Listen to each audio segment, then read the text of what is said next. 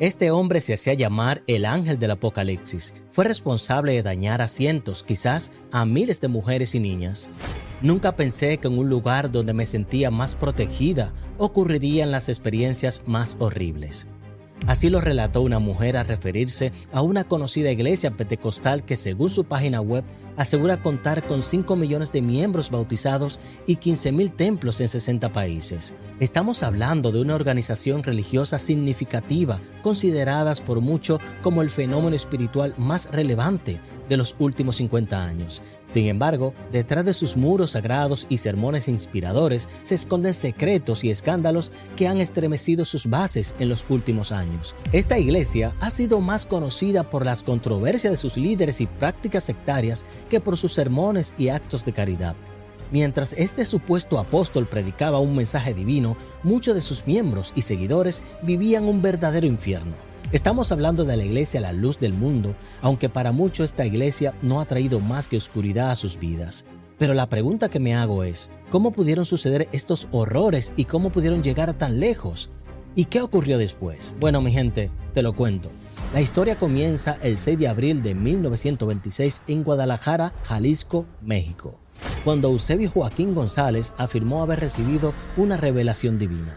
Según él, Dios le había cambiado el nombre a Aarón y le había ordenado restaurar la iglesia primitiva de Jesucristo. Pero al igual que tú, también me pregunté, ¿cómo puede ser esto? Eusebio se autoproclamó apóstol de Dios y fundó la iglesia Dios Vivo, columna y apoyo de la verdad, la luz del mundo. En esta organización, la figura del apóstol es fundamental. Sin él, no hay iglesia, doctrina, enseñanza ni salvación según sus fieles. Los seguidores creen que todo lo que poseen, desde su trabajo hasta su salud, es gracias a las oraciones del apóstol. Cuestionar sus acciones, palabras o ideas se considera un pecado, ya que sería dudar de la elección divina. Su mensaje de prosperidad permitió que la iglesia creciera rápidamente y en 1953 el gobernador de Jalisco le donó 14 hectáreas de tierra para construir su templo, conocido hoy como la hermosa provincia, habitada casi exclusivamente por los miembros de la iglesia. Antes de morir, Eusebio dijo haber tenido otra revelación en la que nombró a su hijo Samuel Joaquín, de 27 años, como su sucesor, el ángel del Apocalipsis. A los 66 años, Eusebio dejó a Samuel a cargo de unos 100 templos y 15,000 miembros. El liderazgo de Samuel se centró en la expansión internacional de la iglesia, alcanzando 50 países y construyendo un nuevo templo en la hermosa provincia. Este edificio, que tardó 8 años en completarse, se financió con las ofrendas y las manos de obras de los fieles, aprovechándose así una vez más de la generosidad de los creyentes. Y cuando hablo de ofrenda, no me refiero a los diezmos, ya que los diezmos van íntegramente al apóstol, porque para todo lo demás se pedían aportaciones especiales. Lo sé, vergonzoso, ¿verdad? Pero esa es la cruda realidad. A diferencia de su padre, Samuel estuvo envuelto en escándalos durante toda su vida. Se decía que utilizaba métodos sectarios para controlar a los miembros, predicando que quien no perteneciera a la luz del mundo estaba condenado eternamente. Además, Samuel llevaba una vida lujosa y ostentosa, con gastos excesivos, como la compra de un zoológico de animales exóticos en Texas. Era tanto la opulencia y los lujos que a su familia se le conocía como la familia real y a sus hijos le llamaban los príncipes. Mi gente, esto solo era la punta del iceberg de lo que realmente estaba sucediendo en ese lugar. Lo que ocurriría detrás de puertas cerradas era mucho más aterrador. Samuel formó un grupo selecto llamado los Incondicionales, compuesto por jóvenes dispuestos a hacer cualquier cosa por él. Seleccionaba a los más jóvenes y los hacía firmar un documento que le otorgaba el control absoluto de toda su vida, incluyendo con quién debían casarse. Imagínate esto, al punto de que muchos se le avisaba con tan solo unos días de antelación y ni siquiera sabían con quién se iban a casar, y lo descubrían en el momento de la celebración de su boda. Nadie cuestionaba la sabiduría de Samuel Joaquín para elegir, y que poseía la sabiduría de Dios, y para ello era suficiente para obedecer sin dudar.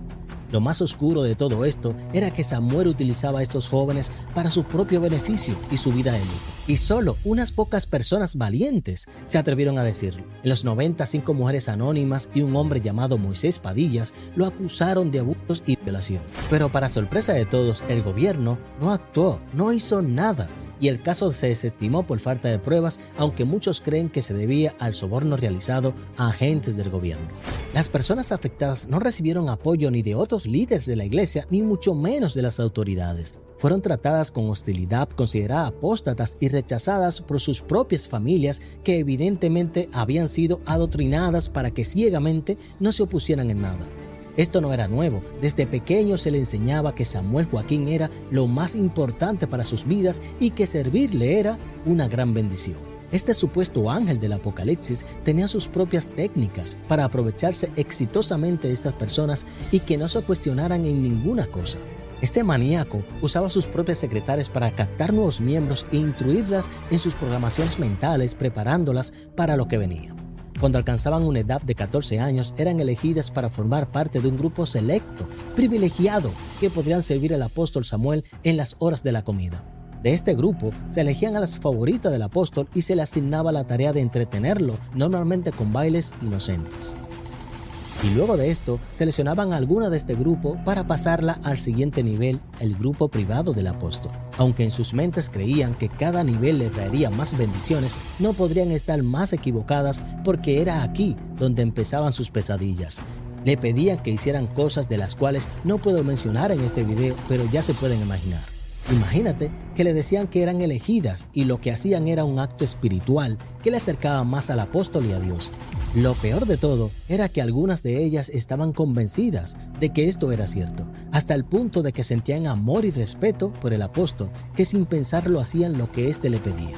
Mientras se llevaba a cabo este acto, las secretarias le preguntaban que si estaban agradecidas con el apóstol y ellas le contestaban sí, claro que sí.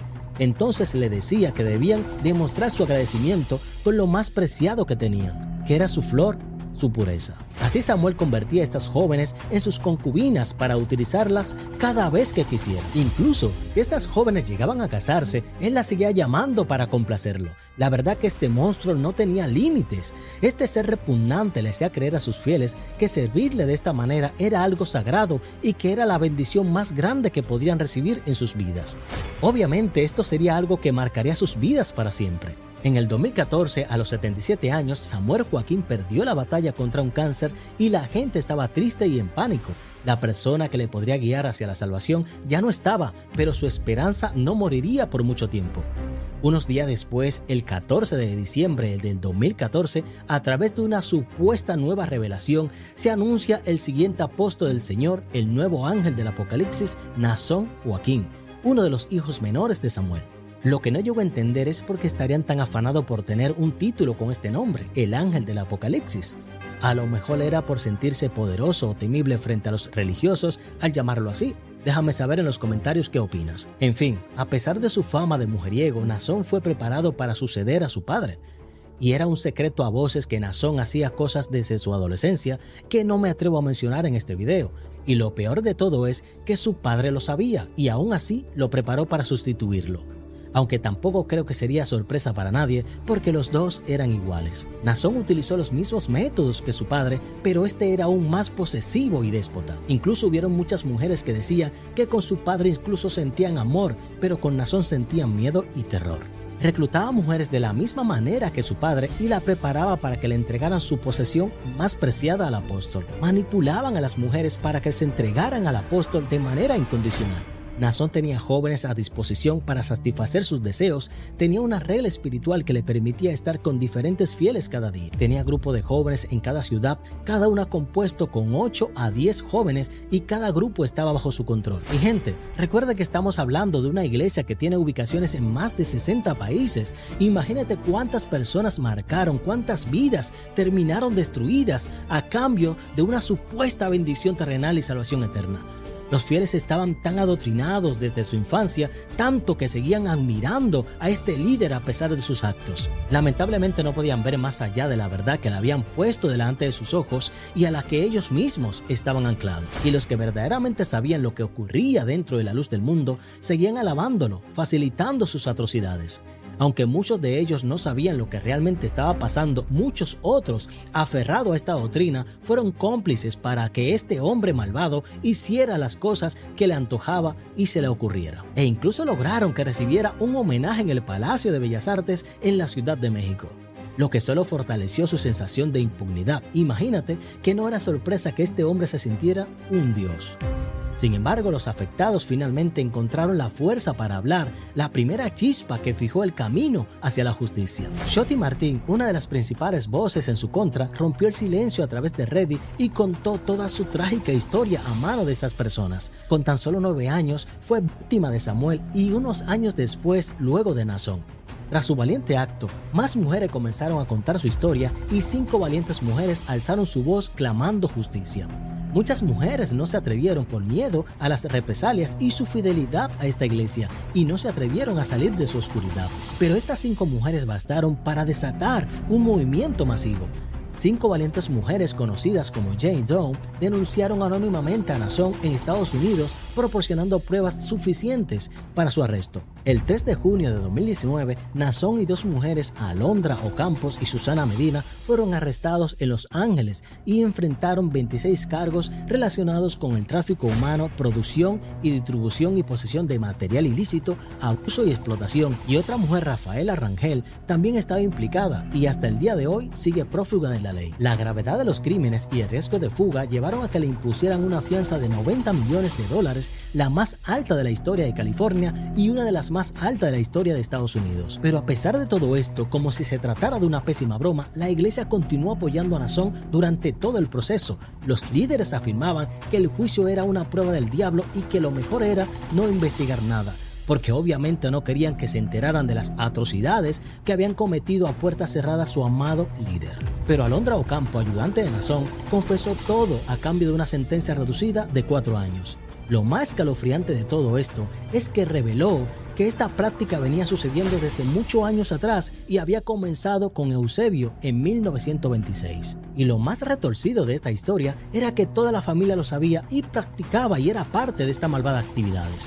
Tras casi 100 años de impunidad y sin consecuencia, por fin se hizo justicia. Naasón fue condenado a 16 años y 8 meses de prisión. Lamentablemente su sentencia se redujo a 11 años y 8 meses por buena conducta, lo que causó indignación entre los afectados. En comparación con líderes de otras sectas que recibieron condena mucho más severa y larga por delitos similares, se cree que fueron miles de mujeres a las cuales le hicieron esto y en muchos casos se supo que las propias madres y abuelas de estas jóvenes también pasaron por las mismas horribles cosas a mano de estas terribles personas. Y como era de esperar, Alondra también pasó por esto y Naasón la utilizó al igual que a las demás para sus fines retorcidos. Fue adoctrinada física y mentalmente para que sea una cómplice en sus planes diabólicos.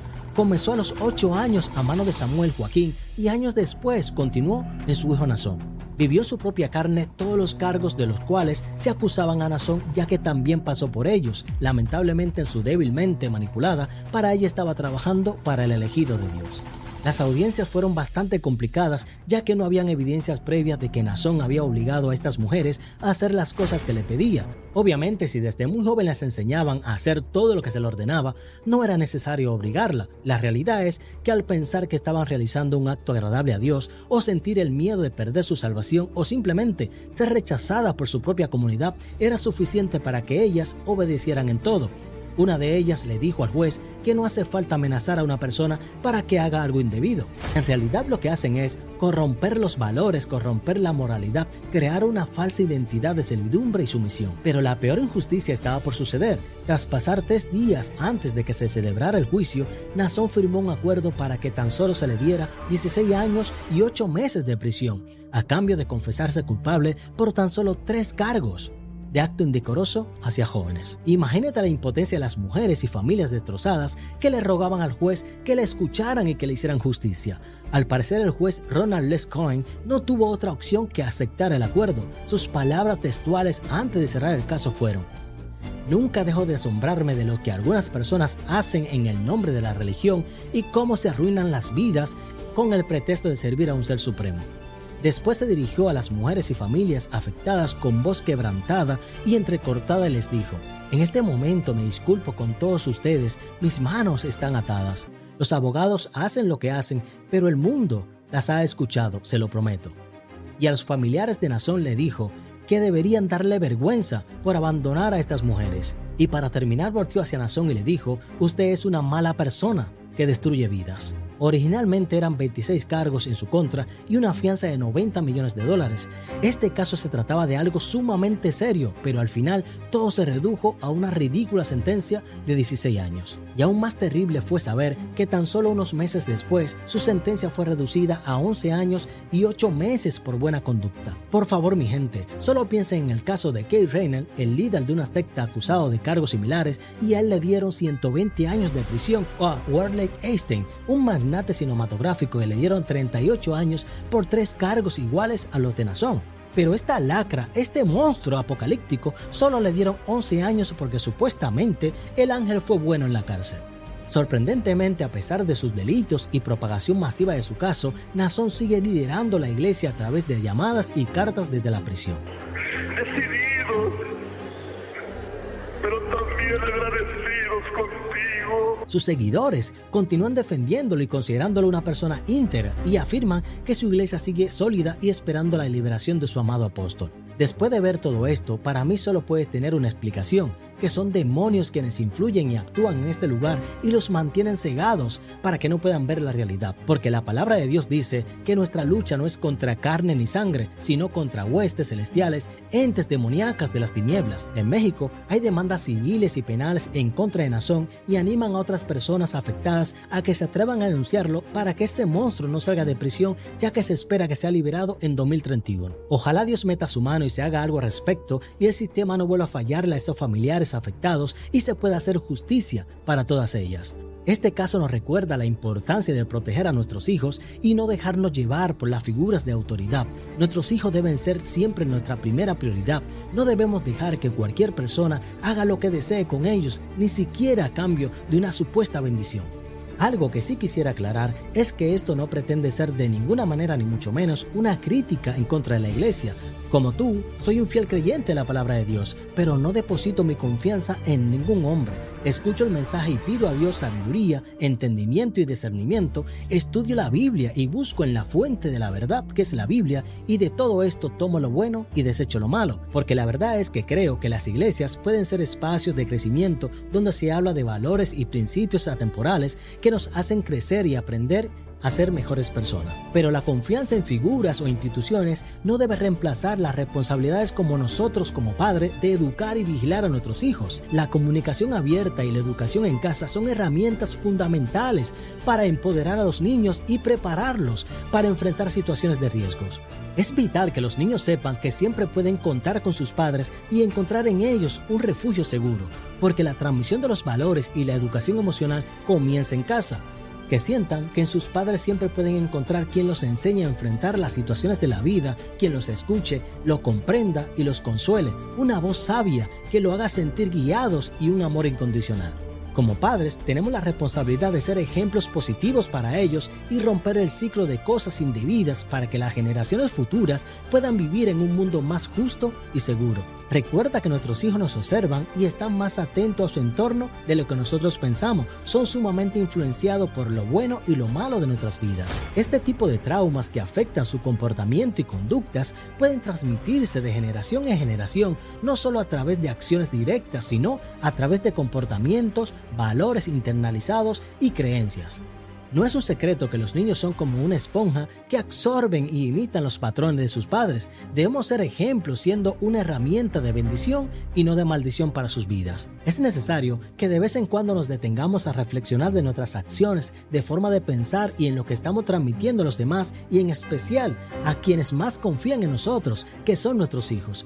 Porque estamos más que seguros que todos, sin excepciones de personas, tenemos comportamiento que no nos hace sentir orgullosos y que de seguro no queremos traspasar a nuestras generaciones. La buena noticia es que aún no es tarde, porque los patrones se pueden romper, pero está en cada uno de nosotros de cambiar el pasado, de cambiar nuestros malos comportamientos, educar correctamente y decidir qué realmente queremos heredarles a nuestros hijos. Y tengo para decirte algo que es mucho más importante que cualquier herencia material, es heredar valores inquebrantables estables, estabilidad emocional, principios atemporales, amor genuino, sabiduría y una actitud de liderazgo ante las responsabilidades de la vida. Y esto se manifiesta en personas con mentes fuertes que no se dejan manipular. Y para terminar, tengo algo para decirte, que si has pasado por alguna situación similar, de corazón te digo que lo siento, pero recuerda que tu pasado no define tu futuro.